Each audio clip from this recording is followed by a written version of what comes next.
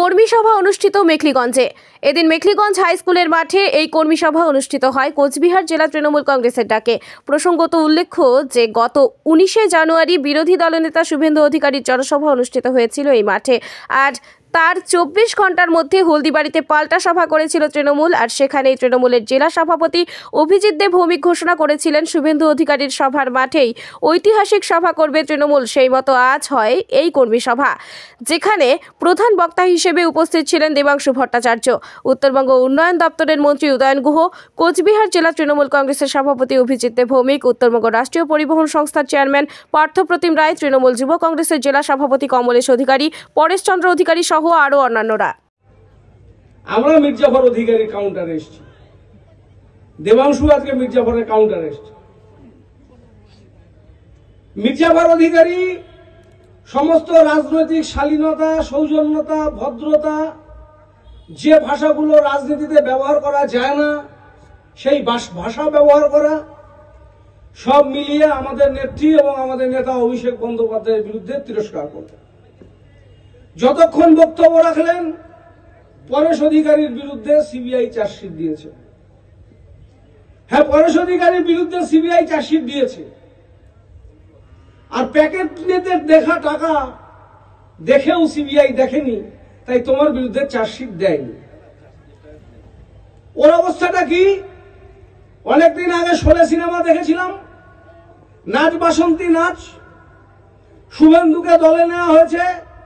যতক্ষণ পর্যন্ত বিজেপির হয়ে তৃণমূলের বিরুদ্ধে বিষোদ্গার করতে পারবে, মমতা ব্যানার্জি অভিষেক ব্যানার্জির বিরুদ্ধে গালমন্দ করতে পারবে, ততক্ষণ পর্যন্ত এফআইআর এর নাম থাকা সত্ত্বেও তোমার নামে চার্জশিট হবে না। আর যেদিন তুমি নাচ বন্ধ করবে সেদিন তোমার নামে চার্জশিট দিয়ে জেলে ঢোকানো হবে। তাই মির্জাফর করে দিয়ে গেছিল, পাপের ভাগী করে দিয়ে গেছিল। আপনারা এসে পায়ের ধুলো দিয়ে মাটিটাকে পবিত্র করে দিয়েছেন আরো একবার।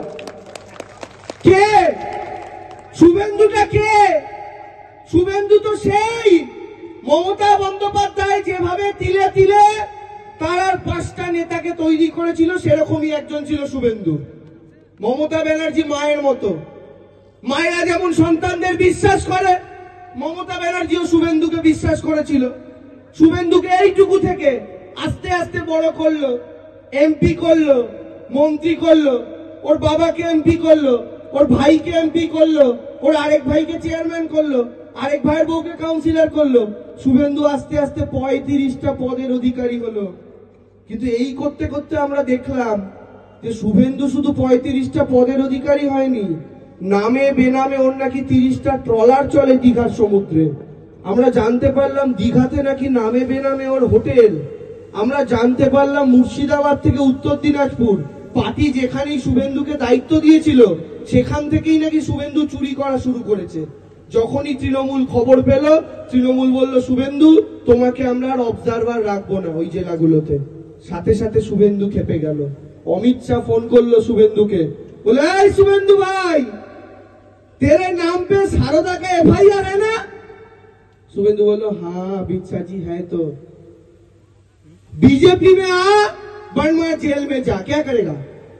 शुभेंदु बोलो बीजेपी में नहीं जाएंगे तो जेल में जाना पड़ेगा। अमित शाह बोलो हाँ जाना पड़ेगा। शुभेंदु बोलो अमित शाह जी फिर हम बीजेपी में जाएंगे।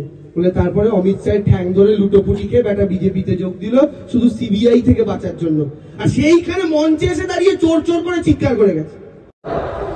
ধর্ম উপাসনার জায়গা বাড়বে, আমার গ্রামের ভজন বাড়বে, কিন্তু তাতে খিদার পেটে আমি কোথায় যাব? বছরে 2 কোটি লোকের চাকরি দেওয়ার কথা মেখলিগঞ্জ পুরো খুললে পরে আপনি কেন্দ্রীয় সরকারের চাকরি পেয়েছেন লোক খুঁজে পাবেন। যেদিন ক্ষমতায় এসেছিল বিজেপি, পেট্রোলের দাম ছিল 40 টাকা, আজকে পেট্রোল দিলাম প্রায় 112 টাকা লিটার। যেদিন বিজেপি ক্ষমতায় এসেছিল কেরোসিনের দাম ডিজেলের দামের সমান ছিল না, আজকে কেরোসিনের দাম ডিজেলের দামের সমান।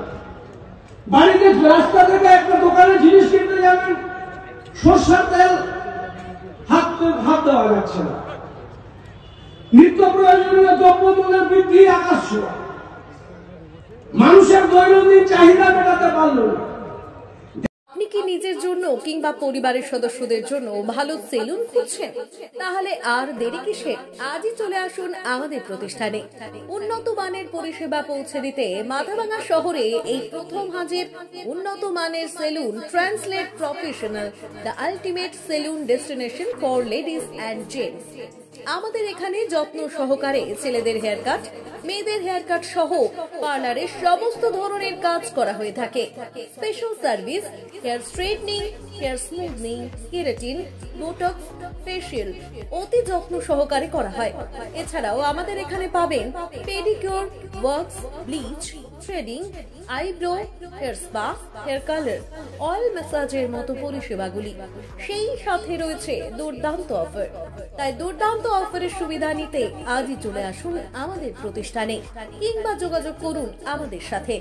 আমাদের ঠিকানা মাথাভাঙা থানাপাড়া রোড এবং পচাগড় সুজুকি শোরুমের পাশে। আমাদের মোবাইল নম্বর 9932232777। চাষি ভাইদের উদ্দেশ্যে বিশেষ সতর্কবার্তা। ধানের খড় না পুড়িয়ে চাষের আয় বাড়ান। খড় ও নাড়া পোড়ানোর ফলে বিভিন্ন ক্ষতিকারক গ্যাস, তাপ, ধোঁয়া, ছাইকণা উৎপন্ন হয়। এজন্য ঘন ধোঁয়াশা উৎপন্ন হয়ে বায়ুর দৃশ্যমানতা হ্রাস করে। বিশেষত শীতকালে যানবাহন চলাচল খুবই বিঘ্নিত হয়।